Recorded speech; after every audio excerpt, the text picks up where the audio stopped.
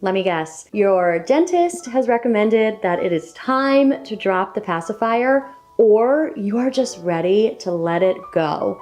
Regardless of what you call it, the pacifier, the soother, the dummy, the bobo. This doesn't have to be a terrifying time. It can be a little challenging, but I'm here to walk you through all of the ways that you're going to drop the pacifier for your baby or your toddler. Hi, my name is Sarah Bossio, and I am the owner and certified pediatric sleep consultant of Your Zen Baby Sleep. To date, I have helped over 350 families find the sleep that they so need and deserve, and I'm here to help you specifically with dropping the pacifier. So let's get into it.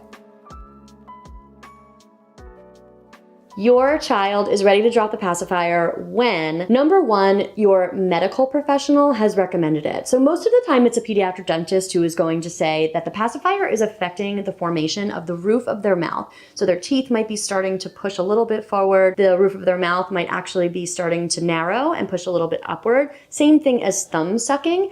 And at a certain point, our mouths are not as malleable. So dentists often recommend that this pacifier drop happens by the age of 2 or 3. Your pediatrician also might recommend the same thing if they see that the formation of the mouth is starting to be a little bit off. But what about if you have a baby? So a child who is anywhere from 0 to, let's say, 2 years old, and your dentist hasn't recommended dropping it yet. What would be the reasons to drop a pacifier? The first one, you just don't want it anymore. You are ready to have no pacifier because it is getting in the way more than it is helping you. Number 2, you are concerned that it is affecting their speech. So they are so obsessed with their binky, their bobo, their soother, their dummy, that they're not talking because it's in their mouth all day long. Or number 3, you suspect that it is interfering with their sleep. This is the one that I find the most common when I'm working with families. When we're using a pacifier, it can be so helpful. Really great when we're at the restaurant and we want to make sure that our baby is nice and soothed and quiet. Great for long car rides. It's great for walks in the stroller. But if you find yourself playing passy pong, and you know what I mean, the bobo's in, baby falls asleep, 2 hours later the bobo pops out, you're back. You're putting the bobo in. You leave the room, an hour later you're back. You're playing passy pong, back in and out and in and out. This is when the pacifier is no longer serving you. You're no longer able to get those really long stretches of sleep because the baby is either too young to put the passy back in their mouth. Usually this is for babies under the age of 7 months, or the baby realizes when they can put the passy back in their mouth that it actually means mom's gonna come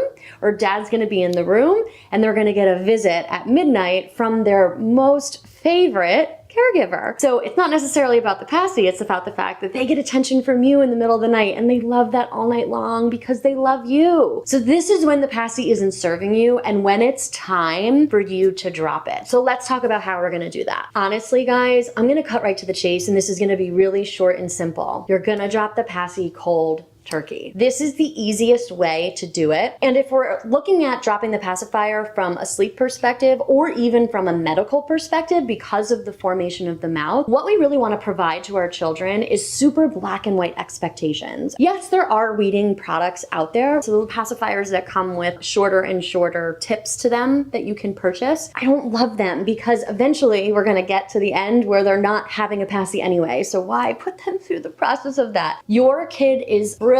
I know they are. I know they're super smart and I know that they can adjust and get used to new things when you're teaching them in a consistent way. So what I want you to do is pick a day when you just drop the pacifier altogether. You're going to remove it. You're going to get rid of everyone in your house. You're going to throw them out in the garbage and you're not going to put any safety pacifiers in your Amazon cart to be ordered for overnight shipping because you don't need them anymore. Okay, so that's really well said and done, right? And it sounds easier than actually it might be. So I'm going to give you some tips to support you as you do remove the pacifier cold turkey. So for babies, I would say from the ages of 0 all the way up to maybe 15 months, I would remove it during bedtime only or nap time. The rule of thumb is that when they're in the crib, they cannot have the pacifier, but all other times of the day, in the stroller, in the car seat, when you're at a restaurant, pacifier is fair game. So that they understand that the rule is there is no pacifier during sleep. And that's a really good way to start removing it because most of the time the strongest association is going to be during sleep time. And if the pacifier is the thing getting in the way of sleep, it's best to remove it completely during the time inside of the crib. Now, what about if you have an older child? So you have a child who is in the toddler years, right? 15 to 18 months or older, 2 years, 3 years, maybe even 4 years old. At this point, it is really important to provide extremely black and white, clear expectations. Remember, with our toddlers, clear is kind. So what we are going to do is prep them for this. We're gonna prep them early and often. We're gonna talk about it for a few days, every once in a while, in very developmentally appropriate language to them. You are a big kid now, and it is time to get rid of the pacifier. We can use, like a baby cousin who's coming, or maybe even a sibling, or the passy fairy,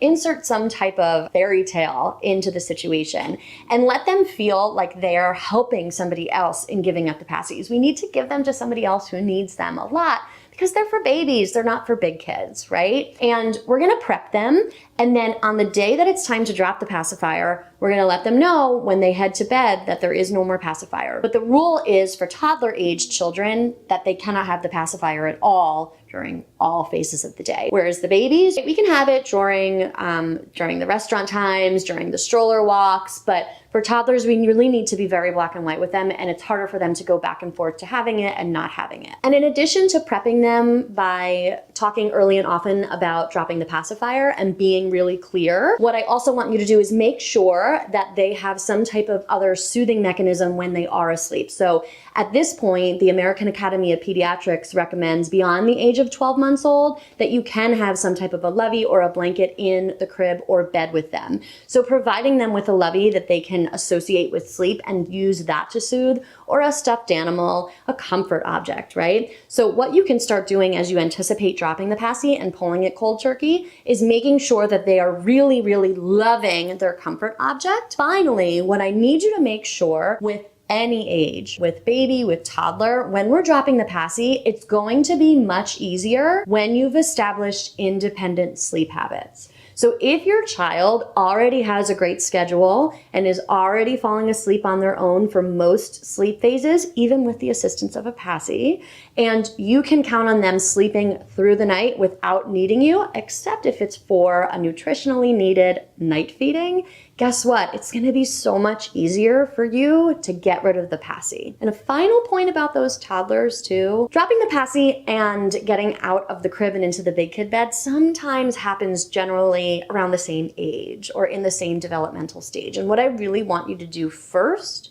is drop your pacifier. So I want you to make sure that you have really completely independent sleep habits while your toddler is still in the nice loving boundaries of their crib before we move them into their big kid bed. Trust me, this is going to make it much easier for you in the long run, because when we're in a big kid bed, guess what? We have no boundaries, and it can be really hard to control our impulses when we're teeny tiny. So let's say you've tried this and you've been implementing all of these great rules and new loving boundaries for your baby or your toddler, and it's been about a week or two, and sleep is really rough, feels really challenging, and you wanna go back to that Amazon cart and press send, because all you wanna do is give the passy back to them. What I'd like you to do is check out my website. I work with families one-on-one to help them through these big changes, to help them drop the passy in a supportive and kind way, and to coach them through any of the little speed bumps that you might encounter throughout the process. Once again, my name is Sarah Bossio, and I am a certified pediatric sleep consultant who helps you find